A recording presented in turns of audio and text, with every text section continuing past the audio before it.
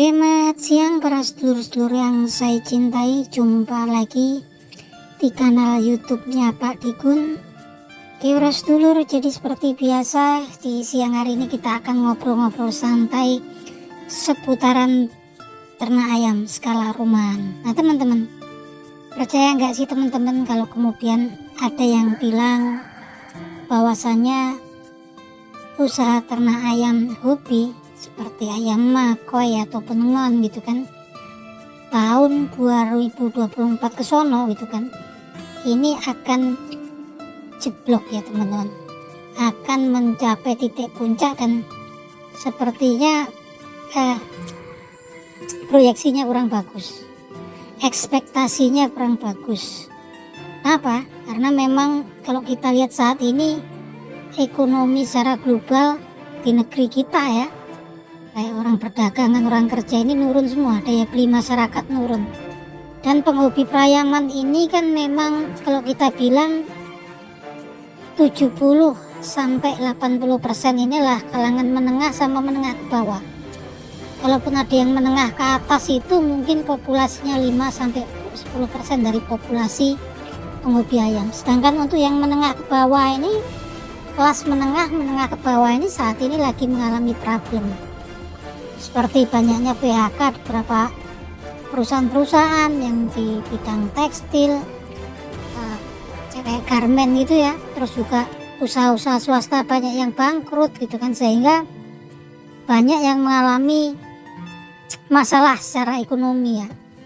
Saya berapa kali main ke beberapa penghobi yang memang aktif di perayaman ya, dulu kan saya sering jual-jual ayam gitu kan. Saat ini banyak yang kemudian memang kandang-kandangnya kosong ya, udah pada vakum istirahat karena memang kemudian memang sementara jual beli ini sepertinya nurun drastis gitu kan. Dan juga kalau dibilang kalau mau masalah kompetisi kan belum legal ya di negeri kita, kecuali kontes ya. Yang rame kan kebanyakan pro, tapi memang tidak legal ya di Indonesia. Jadi ya memang sepertinya ya ekspektasinya buruk ya, buruk karena memang saat ini daya beli masyarakat turun, terus banyak orang yang PHK justru kemudian memulai usaha baru dengan beternak ayam segala macam. Justru kompetitornya jadi tambah banyak, artinya kemudian ketika suplainya akhirnya melimpah gitu, barangnya melimpah, tapi kemudian demand atau kebutuhannya menurun. Karena pada dasarnya juga semua penghobi adalah peternak. Bahkan untuk yang kelas-kelas menengah ke atas, yang populasinya 5-10% dari penghobi ayam ya, yang saya bilang bos-bos lah, itulah yang orang-orang sebetulnya cuman cari untuk kesenangan atau hobi. Kalau menengah ke bawah ini campur itu kan, antara hobi dan juga keuangan gitu kan. Ya 5-10% ini banyak yang saya kenal, juragan-juragan itu juga yang memang beli ayamnya memang dari impor, karena memang ayam-ayamnya juga ayam-ayam mahal kan. Kesininya juga ya 1-2 mereka ternak sendiri, artinya kemudian mereka juga nggak begitu beli lagi kesininya. Artinya materi-materi yang mereka gunakan untuk kompetisi baik pro ataupun kontes juga biasanya materinya sendiri. Jadi memang kemudian pembelian itu menurun ya teman-teman gitu, karena ayam ini termasuk produk yang gampang dikembangbiakan. Itu sementara memang kemudian kepentingan para broker kemudian untuk membidik targetnya ya, mereka banyak juga broker-broker perayaman yang memang kemudian bahkan mempromosikan produk-produk dari Thailand gitu kan. Yang konyolnya ya sebetulnya di sini juga udah banyak gitu kan, tapi karena pinternya para broker akhirnya juga orang-orang yang menengah ke atas yang masih kepengen beli ya belinya pasti juga beli yang punyanya impor gitu kan, karena memang secara psikologis yang namanya impor tuh kayaknya orang senang ya gitu kan, kayaknya bangga gitu kan, walaupun kalau secara kualitas mungkin ya di sini pun juga banyak yang nggak kalah sama impor gitu kan.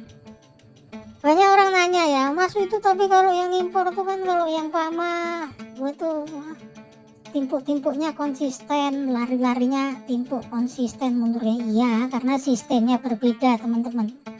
Kalau di sana kan istirahatnya sampai 25 menit, ayam bugar lagi gitu kan. Kalau yang di sini atlet-atlet timpu istirahatnya nggak nyampe 5 menit. Di pinggiran itu paling nggak sampai 10 menit ya itu kan.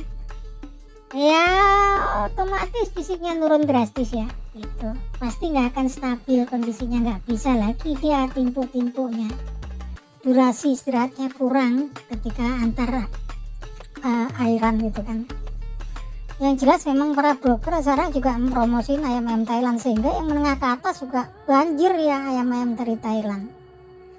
Yang peternak kelas bawah di Indonesia menengah ya pembelinya cuma pembeli sama-sama kelas menengah ke bawah, yang mana yang kelas menengah ke bawah ya terus terang juga pembelinya nurun drastis, dan rata-rata sekarang jadi peternak semua. Jadi ekspektasi atau perkiraan saya 2024 ke sono memang amblek gitu kan.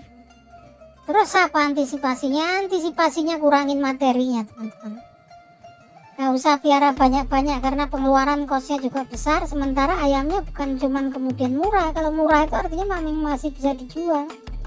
Sekarang kan jualnya susah teman-teman. Kalau lihat di media sosial itu TikTok lah, Telegram, mau Facebook itu kan kayak jamur yang bersemi di kala musim hujan ya ayam itu kan. Dan ayamnya juga kalau yang pas bagus banget teman-teman, bagus gitu kan.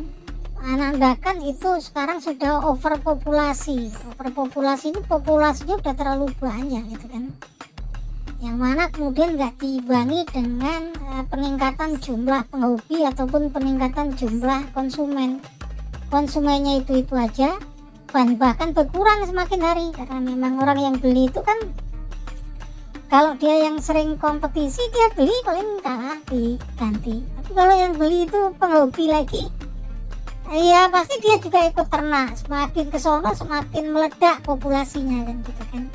Semakin terjadi persaingan, kemudian persaingan kualitas, tapi juga nggak cuman persaingan kualitas, juga persaingan harga. Jadi kalau menurut saya ternak ayam hobi semacam Bekangan sama koi ya nggak realistis lagi gitu kan. Maka sudah tepat sekali kalau seperti kemudian Nanda Bewok Farm atau NPF menutup farmnya gitu kan. Semuanya dilelang habis gitu kan, semuanya sampai kandang-kandangnya gitu kan. Walaupun pemiliknya ngomong karena yang lain, usaha yang lain ada, ya saya pikir itu bahasa kamuflase aja. Kalau kemudian ayamnya menghasilkan banyak terus ya ngapain juga ditutup, kan sama-sama namanya semua usaha untuk menghasilkan cuan kan gitu kan. Tapi itu bisa gambarannya ya, saya pikir itu udah langkah tepat ya, karena kalau yang lain ya pastinya juga diterusin pasti repot gitu kan. Nah itu aja teman-teman obrolan kita siang hari ini, semoga bermanfaat. Yuk.